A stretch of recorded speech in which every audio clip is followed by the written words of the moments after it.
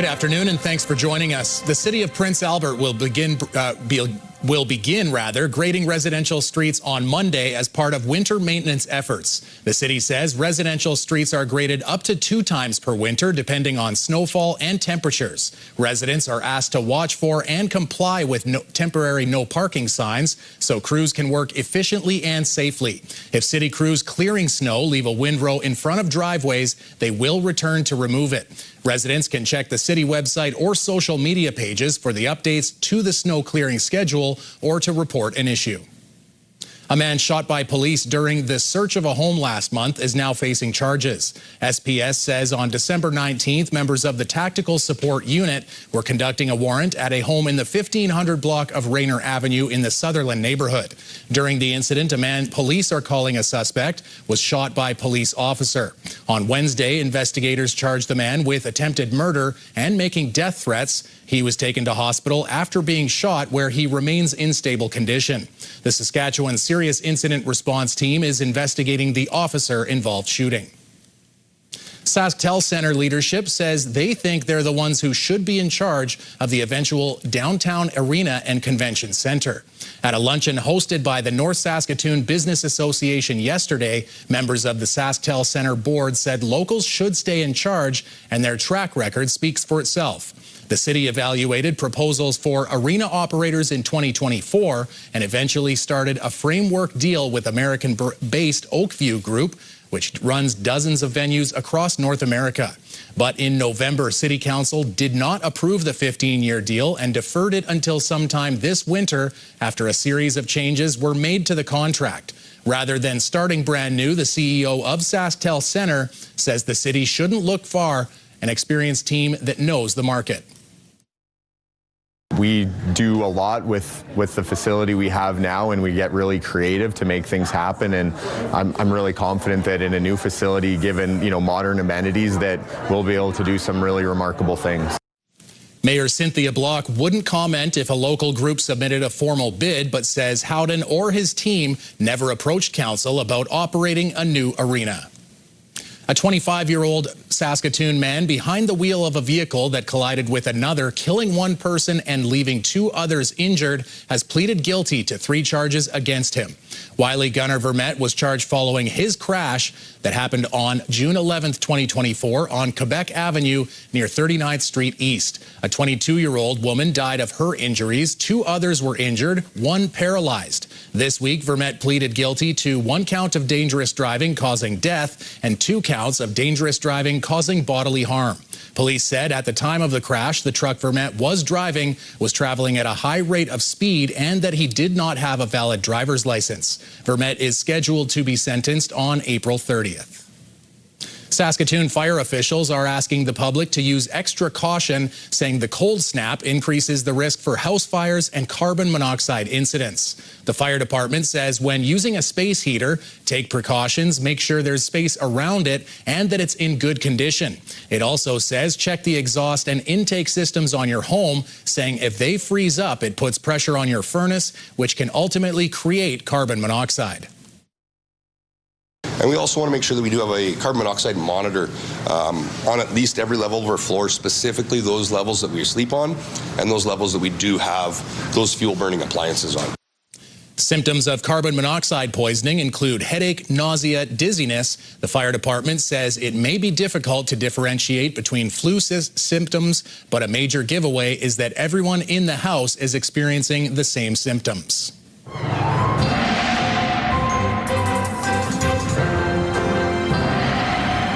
Boy, everybody's talking about it today, hey? And it was a little foggy in the morning, too. Yeah, that ice fog was certainly an issue this morning in many locations, John. And it's not a surprise because it's just that cold. Any kind of vapor in the air will freeze and create that ice fog. But we can talk about the extreme cold. It is going to be in place with us. As I mentioned yesterday, it's not just strictly a Saskatchewan problem. It's right across North America. It's going to have significant impact on areas of the southern United States, from Texas up to the Carolinas. But here at home, severe cold warnings are in effect, and we'll talk about the numbers and when this might be over with later on. RCMP have arrested and charged 2 men with multiple offenses, including kidnapping with a firearm after an incident in Yorkton on Tuesday. Police say a man was parked outside his residence on 4th Avenue North when 2 men with face coverings forced him into an SUV and drove off. RCMP then located the vehicle on Highway 10 headed to Melville. The vehicle sped off, but it was found a short time later in the ditch. The victim had non-life-threatening injuries and knew the 2 suspects. A search of the vehicle found a gun, ammunition, cocaine, methamphetamine, and fentanyl. The 24-year-old and 20-year-old from Fort McMurray face charges including kidnapping and possession for the purpose of trafficking. They both appeared in court yesterday. Saskatoon has added new affordable housing units as part of the country's efforts to respond to the housing crisis. 73 new housing units are open in Métis Veterans Plaza in Saskatoon, a joint partnership between the province, the federal government, the City of Saskatoon, Camponi Housing Corporation, and Sask Native Rentals. It includes 37 market rental units, 19 affordable units, and 17 accessible one-bedroom units. Camponi says this project started more than a decade ago. This plaza is not just a place to live, it is a place to belong, to practice culture, to reconnect and to rebuild the systems of care that have always sustained us. I think it stands right now as a shining example of what we can do based on what they've been able to achieve here. The federal government's national housing strategy is a 10-plus year, $115 billion plus plan to give more Canadians a home. A Prince Albert lacrosse player is making his reality TV debut this month on Canada's own Jersey Shore spin-off series. Bauer Swiston grew up in Prince Albert before leaving after high school to play college lacrosse in the U.S., and he's now making his small screen appearance as one of the main cast members on Canada Shore. Shot in Kelowna, the show brings together 10 young singles for what it describes as a whirlwind season of romance, friendships, and full-throttle fun. The Saskatchewan-born reality star is now based in Ontario. Although it is warmer here, even though people say it's cold over here, it's not. Minus 20 is the coldest they've gotten in a long time, and that's all right for Prince Albert. But no, there's definitely aspects. I miss summer in Prince Albert, nothing like going to the lake. Canada Shore premiered Thursday on Paramount Plus. After the break, car considerations in the winter. Get some advice from CAA Saskatchewan on how to stay safe on those chilly roads.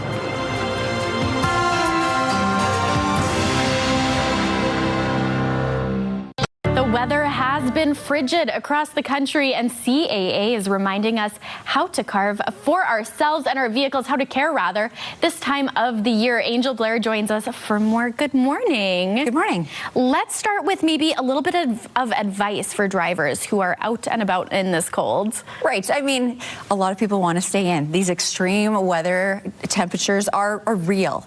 And when we're in Saskatchewan, the best way to prepare for that is to actually be prepared. So think of your car as your body, right? You know, you have your battery, and that is really the lifeline of your car. So you, first of all, want to take care of that battery, especially in these cold temperatures. Make sure you are plugging in your car. We recommend at CAA to plug in once it gets to minus 15. So we're well below that right now. So you want to plug in, but also make sure that you're prepared to go out on the road. Make sure you have the proper equipment, the proper maintenance done on your car. So make sure your fluids are up to date. You never know when you need your windshield wiper fluids. Make sure that, you know, you do have good working brakes. Make sure that your lights are working. Make sure they're on. A lot of times visibility in these conditions can be poor. You've got blowing snow, so make sure you do have your daytime running lights on. Little things like that can really make the difference. Absolutely, very important. And what should folks pack in their vehicles in case they do run into trouble out on those roads in this cold? Great question. So CAA recommends that you have that extra insurance, right? You want your CAA card. You want to be able to call for roadside assistance. But when you're packing your emergency kit, make sure that you have things like water. Make sure that you have non-perishable food, just some little snacks. You could have anything to do with helping you get out of a situation. So have a shovel, have some booster cables. Maybe make sure that you have a phone charger. So just in case you have to call for help, you do have that ability to charge your phone. The most important thing that CAA recommends is stay in your vehicle. Call for help. Roadside assistance is available 24/7, but call for for help. Your vehicle actually acts like that temporary shelter for you. Absolutely. And in the circumstance of maybe breaking down and being stuck on the road, what should people do? Well, if you do become stuck, again, stay in your vehicle, call for help, but also remember, have patience. Things will get better. When you are in a situation where you're in blinding conditions, make sure that you slow down. Drive with caution. But again, be prepared before you go out on the road. So know the road conditions, know that if the highway is open or not, but also know the temperature and be prepared. So have your extra clothes, your layers, be prepared. Maybe let someone know where you're going and when they can expect you. All these little things can make your drive safer, and that's what we want. We just want everyone to be safe out there. For sure, Angel. Thank you so much. These are some great tips for winter safety. Thank you. You don't always need a canvas to create works of art. As Mike Lamb shows us, one man only needs paper and a pencil to create his remarkable portraits.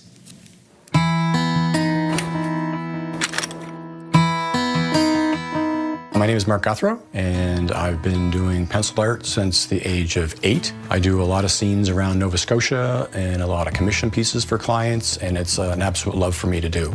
I love being able to do processes for people and put memories for them from their photographs and turn those into pencil artwork for them that they'll keep forever. While I was 8 years old, I had the chicken pox and I was bored.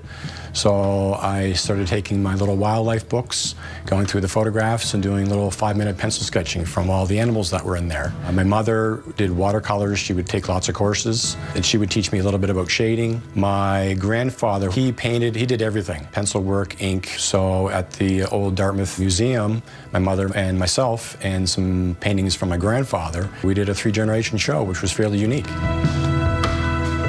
What I do is I basically sketch out the subject matter. Once you have all the lines in the right proportion that you want, I'll do all the line drawing, and after that, then I'll start slowly working in and putting in some more details.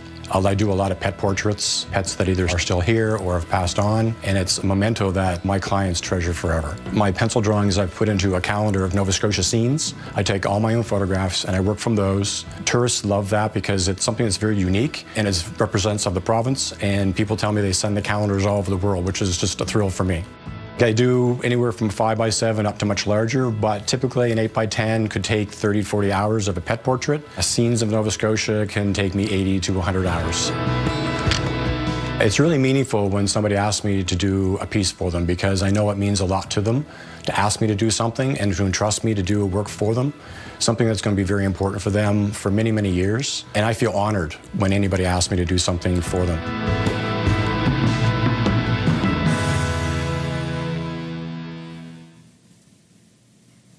Jeff has a look at weather coming after the break, plus how to stay prepared for extreme temperatures.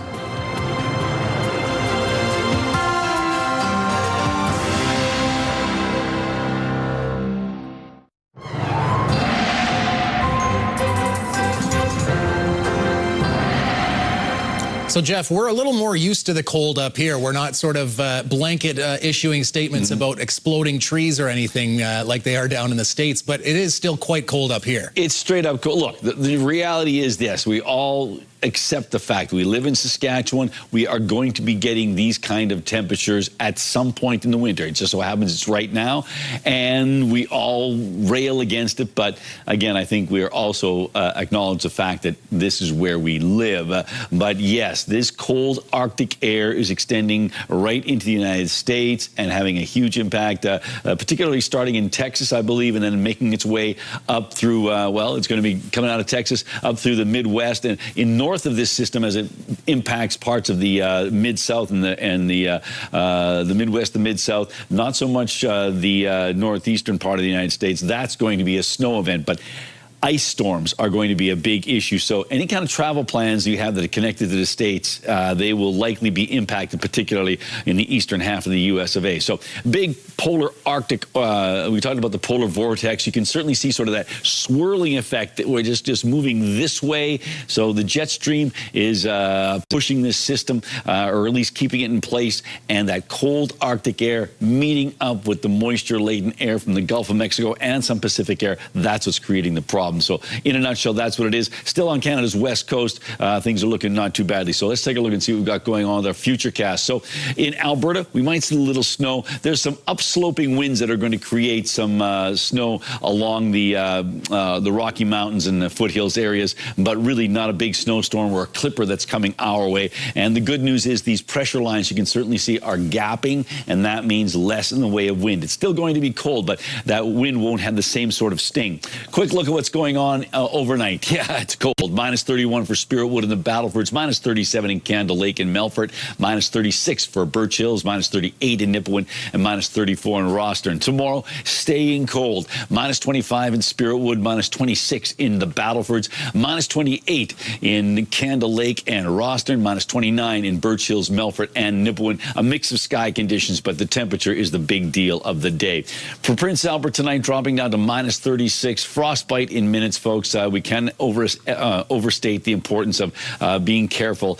Winds out of the southwest at 10, dropping off. That is a bit of a blessing, but it's still going to be dangerously cold. And as we make our way into tomorrow, not much of a windy day, so that minus 28 won't feel much worse than minus 28, but it's still minus 28.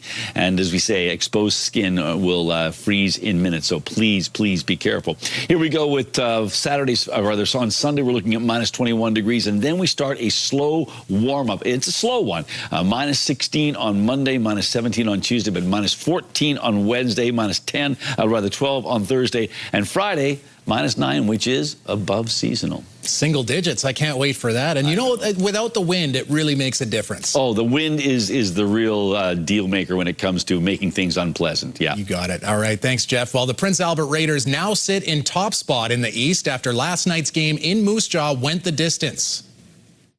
Aiden Oring goes wide right through the middle, scores as he goes blocker's side on. Aiden Oiring was the lone goal scorer for the Raiders, and nobody could beat netminder Mikhail Orszalak in the shootout. The Raiders take this one 3-2, and with a 1-point lead over Medicine Hat with a game in hand, the Raiders claim #1 in the Eastern Conference. Prince Albert heads to Swift Current tonight for the last matchup of the season against the Broncos before hosting the Medicine Hat Tigers on Saturday. Raiders defenseman Daxon Rudolph will be joined by 2 other teammates next month at the WHL Prospects game, plus 3 rivals from the Saskatoon Blades. The game featuring the 44 best draft-eligible players based on NHL Central Scouting rankings in an East versus West matchup. Rudolph is ranked #6, goalie Mikhail Orszalak #2, and forward Jonah Sievertson, who's ranked 88th. For the Blades, defenseman Braden Klimke at 79, plus forward Zach Olsen at 43, and Cooper Williams ranked 42nd. The WHL Prospects game goes February 18th in Langley. The University of Saskatchewan Huskies are playing more than some crucial games on the ice this weekend. They're also honoring a former player who lost his battle to cancer.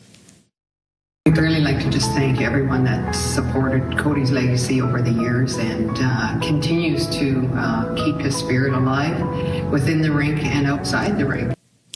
This week, the parents of former Huskies player Cody Smuck spoke online about their son's courageous battle with cancer and his passion for life, hockey, and people. Smuck played in the WHL before joining the Huskies in 2010. He lost his battle with cancer in 2015. The Huskies continue their fight cancer campaign tomorrow night when the men's hockey team hosts Alberta at Merlis Belcher Place. The evening will see Chalk Laurie and Huskies men hockey honor alumni Cody Smuck and will raise money to fund cancer treatment equipment at the Saskatoon Cancer Centre. Last weekend, the women's hockey team wore special pink jerseys as part of the campaign and raised over $19,000 for the Cancer Centre in its annual Play for a Cure game.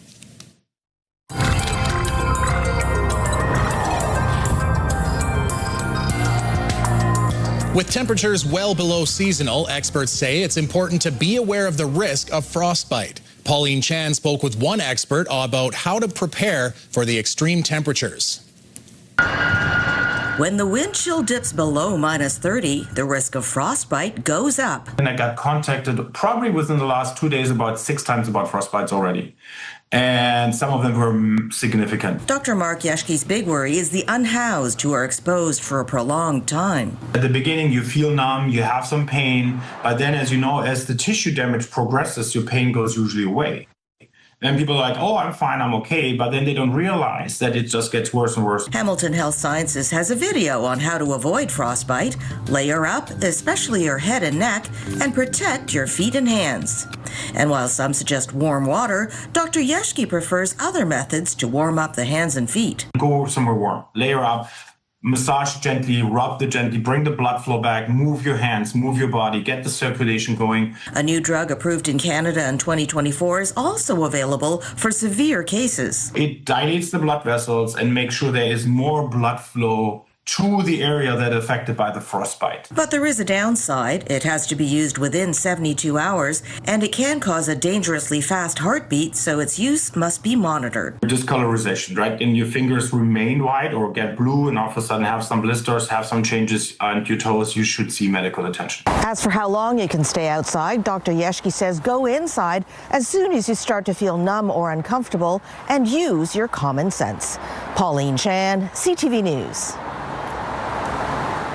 All right, Jeff, do you know your way around the kitchen as well as Gordon Ramsay does? Yeah, no. No, me either. Although I do know how to use all of the shortened words he uses when he's running his competition shows. That's usually how I do it in the kitchen. But fans of Gordon Ramsay will get to see the famous chef in a brand new way.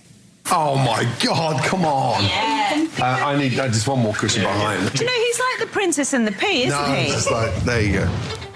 That's what's being promised on the upcoming series, Being Gordon Ramsay. It follows his process as he works to open 5 restaurants at the same time at the top of London's largest building. It also seems to include a lot of the people closest to him, insisting he's much different from his on-screen persona in his personal life. It starts streaming on February 18th, and I'm a big Gordon Ramsay fan, and I'm trying to think now. There's Master Chef, there's the Hell's Kitchen stuff that's a little bit more blue, if you say. Yeah, there's everything Gordon Ramsay, you know. Guy used to be a soccer player, so and a pretty mean one, I understand. Funny that. There you go.